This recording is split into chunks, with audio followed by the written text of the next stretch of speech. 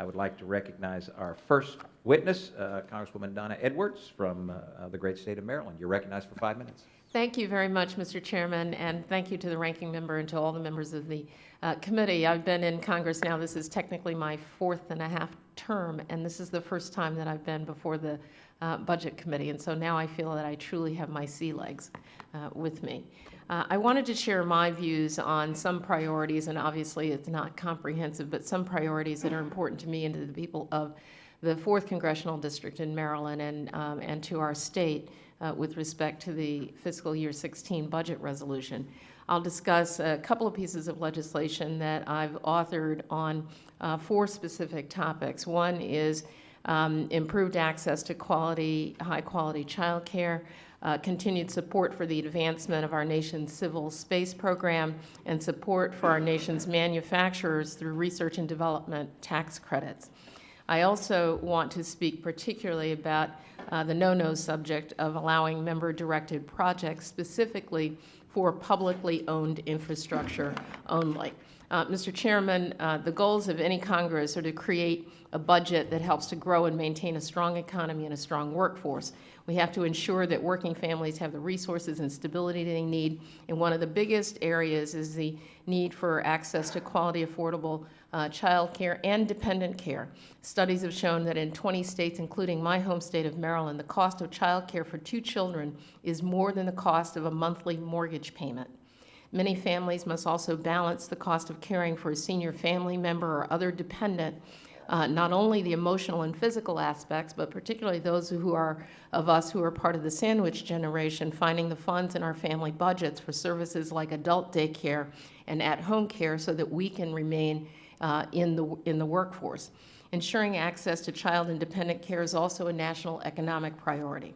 According to a recent report by Child Care Aware, employee absenteeism as a result of insufficient child care costs U.S. businesses $3 billion annually. Ensuring the availability of high-quality, affordable child and dependent care will also bring greater financial security to our middle-class families and boost our economy and help businesses flourish. I urge the committee to expand the child and dependent tax care credit to help families with ever-increasing cost of care for their children and family members.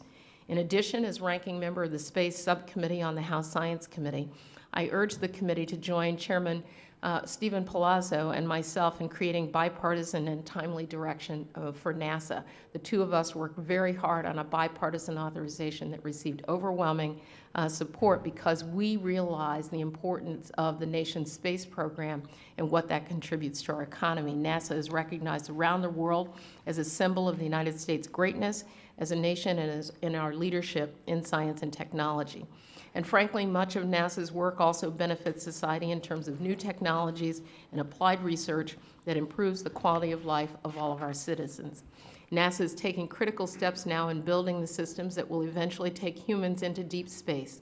I make no secret of the fact that I believe NASA's ultimate goal should be human exploration on the surface of Mars. In fact, human exploration is an important part of NASA's mission, and it's also an important catalyst for advancing our nation's innovation agenda and workforce. And Mr. Chairman, innovation and a return to domestic manufacturing are also critical components to America's long-term economic growth. Businesses want to create good, skilled, and high-wage jobs domestically, and the economic environment is ripe for them to do so. As I travel through Maryland's 4th Congressional District, business owners tell me that they need certainty when it comes to tax planning. We can provide sureness to our economy and also aid our nation's manufacturing community through permanently increasing the research and development tax credit, along with an increase in the domestic manufacturing tax credit that matches that. But I don't think that that should be done absent an overall vision for comprehensive tax reform. With your support, we can implement simple solutions that aid our nation's manufacturing community by showing the American business community that we're committed to helping them succeed. And it would show American families that our government is committed to preserving good-paying jobs right here in the United States of America. And finally, another proven way to get good paying jobs is to invest in our nation's crumbling infrastructure, which is really falling down around us. Under the House rules, it places overly broad limits, I think, on members' ability to direct projects and spending. It severely curtails members' prerogatives, hamstrings the constitutional powers of Congress, and abdicates our responsibilities to the executive branch. Such projects have helped fund infrastructure in this country for decades, and I believe that they're very much the sort of thing our founders would have had in mind when they created a political system that's based on local representation. Thus far, since banning member-directed projects, we haven't gotten rid of so-called earmarked spending. Instead, it's just the agencies rather than Congress, the executive branch rather than Congress, deciding where taxpayers' money goes. Local concerns don't echo so loudly, and the executive branch, in fact, becomes stronger. I think that we can maintain many of the limits of the existing House rule, such as disclosure requirements, but we should exclude from the definition projects where there is publicly owned infrastructure, government entities, and the recipient is a federal government, a state, an interstate, a local government, an agency, or instrumentality.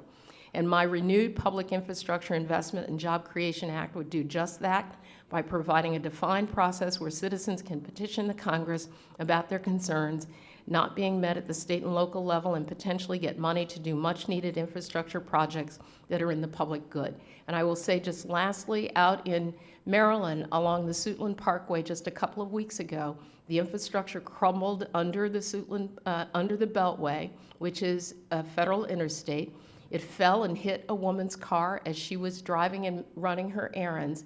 And there was a time when I first came into Congress that along with our colleagues, we did an earmark that directed funding to provide for improved infrastructure along the Suitland Parkway. And frankly, had we been able to do that again, something that may not have risen to the level of the Department of Transportation concern or even to our state, but I knew in my district that if I could get money to that project, a federal project, publicly owned infrastructure, we could have prevented the crumbling of that car, of that cement onto a vehicle during rush hour. We can do this, and we can do it in a way that recognizes our responsibility, has accountability, but is just about infrastructure and nothing else. And with that, I'd yield.